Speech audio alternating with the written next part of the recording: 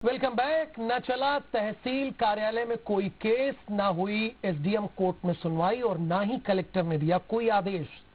लेकिन फिर तहसील कार्यालय में सीधे राजस्व मंडल का पहुंचा फर्जी आदेश और हो गया जमीन का नामांतरण। अंबिकापुर में ऐसे ही फर्जी आदेश से करोड़ों की जमीन का फर्जीवाड़ा करने का खुलासा होने के बाद हड़कंप बच गया है। आखिर क्या है ये पूरा मामला? आप जब ये रिपोर्ट देखेंगे ना, सब कुछ क्लियर हो जाएगा।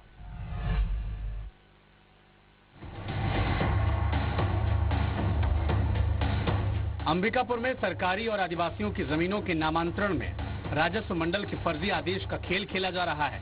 हद तो यह है कि इसके सामने आने के बाद जिले के राजस्व विभाग में हड़कंप मचा हुआ है।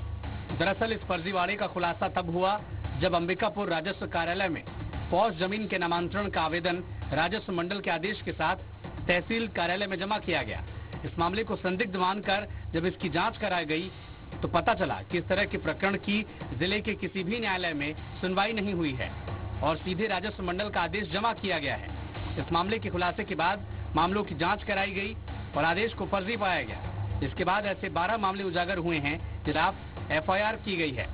यही नहीं, पिछले 14 सालों में राजस्व मंडल के जितने आदेश तहसील कार्यालय में जमा हुए हैं उनमें ज्यादातर में नामांतरण कर दिया गया है। ऐसे में अब मामलों की जाँच भी कराई जा रही है। राजस्व मंडल से आए हुए आदेशों के तहत अभिलेख दुरुस्ती किया गया था, उसका जांच कराया गया है। क्योंकि हमारे पास लगभग 2010 से ऐसा मामला देखने को आ रहा है, तो लगभग 2010 के बाद जितने भी ऐसे आदेश हैं सभी का जांच कराया जाएगा। राजस्व मंडल राजस्व प्रकरणों की सुनवाई के लिए सर्वोच्च न्यायालय माना जाता है और इस मंडल के फर्जी आदेश के खेल से कानून के जानकार भी चकित हैं। इसकी गंभीरता को इस बात से समझा जा सकता है कि सरगुजा एक आदिवासी बाहुल इलाका है जहां आदिवासियों की जमीन गैर आदिवासियों के नाम स्थानांतरित नहीं हो सकती। इसके अलावा सरकारी जमीन भी निजी खाते में कलेक्टर के आदेश के बिना नहीं की जा सकती। लेकिन बीते कुछ सालों से यहां ऐसा खेल लगातार खेला गया। दूसरी सबसे बड़ी बात यह कि राजस्व मंडल में कोई भी प्रकरण तभी सुनवाई योग्य होता है जब मामला तहसील न्यायालय, एसडीएम न्यायालय, कलेक्टर कोर्ट और फिर कमिश्नर कोर्ट में खारिज कर दिया गया हो या उस पर कोई फैसला दिया गया हो। लेकिन अंबिकापुर में सामने आए ज्यादातर मामलों में लोकल कोर्ट में ही सुनवाई नहीं की गई।